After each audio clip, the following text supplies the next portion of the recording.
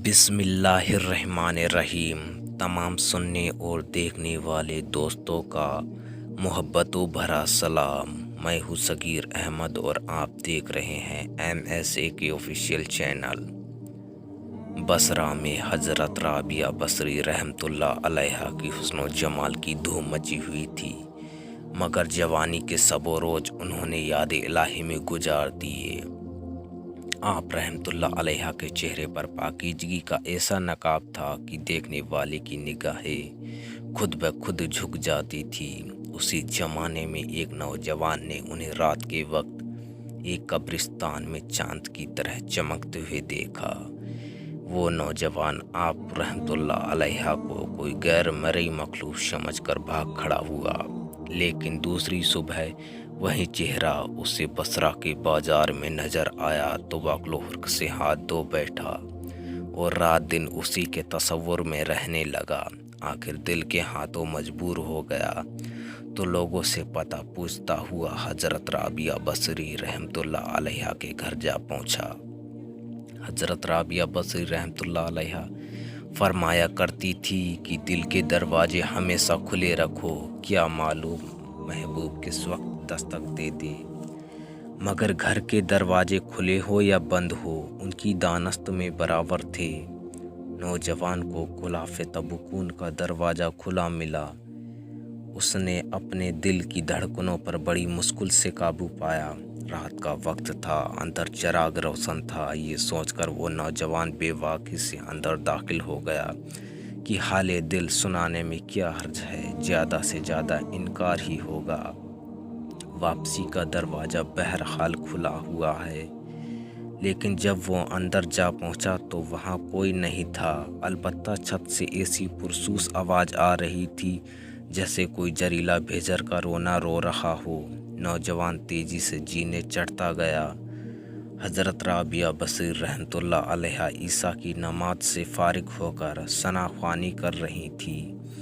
परवरदिगार, सारे सितारे रोशन हो गए, लोग सब सो गए, बादशाहों ने दरवाजे बंद कर लिए। हर महबूब अपने महबूब से महूराजो नियाज है और मैं तेरे सामने खड़ी हूँ। नौजवान पर सख्ता तारी हो गया। इसी असना में हज़रत राबिया बसरी रहमतुल्लाह अलैहा ने पलटकर उसे ऐसी नज़रों से देखा कि उसकी ज़ुबान गूंगी हो गई। हज़रत राबिया बसरी रहमतुल्लाह अलैहा ने करीब आकर पूछा, क्या तुम मुझसे शादी की दरख्वास्त करने आए हो?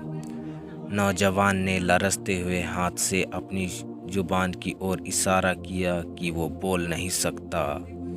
हज़रत राबिया बसरी रहमतुल्लाह अलैहा ने फरमाया, इससे पहले ज़ुबान की तरह तेरा दिल भी चुप हो जाए, तू जिस रास्ते से आया है उसी रास्ते से लौट जा। नौजवान सिर्फ आंखों से इल्तिजा कर सकता था, नेक खातून, मेरी गोयाई मुझे वापस दे दे। मैं तेरे मर्तबे से वाकिफ़ नहीं था, मुझसे गलती हो गई, मुझे माफ़ कर दे। ला इल्मी हमेशा काबिल माफ़ी होती है। उसके खामोश आंसू के जवाब में हज़रत राबिया बसरी रहमतुल्लाह अलैहा ने फरमाया, ए नौजवान, तूने अगर मुझसे कोई ज्यादती की होती तो मैं तुझे यकीनन माफ़ कर देती। मैंने खुद को बहुत पहले अपने अल्लाह के हवाले कर दिया था। अब ये मामला तेरे और अल्लाह ताला के दरमियान है। माफ़ी मांगता है तो उससे मांग। तू सच्चे दिल से तौबा करने का इरादा करे तो शायद तेरी तौबा की खातिर तेरी ज़ुबान खुल जाए। ये फरमा के वो नमाज के लिए खड़ी हो गईं। नौजवान भी बेअख्तियार सजदे में गिर गया। वो रो रहा था, ना मालूम कब तक रोता रहा।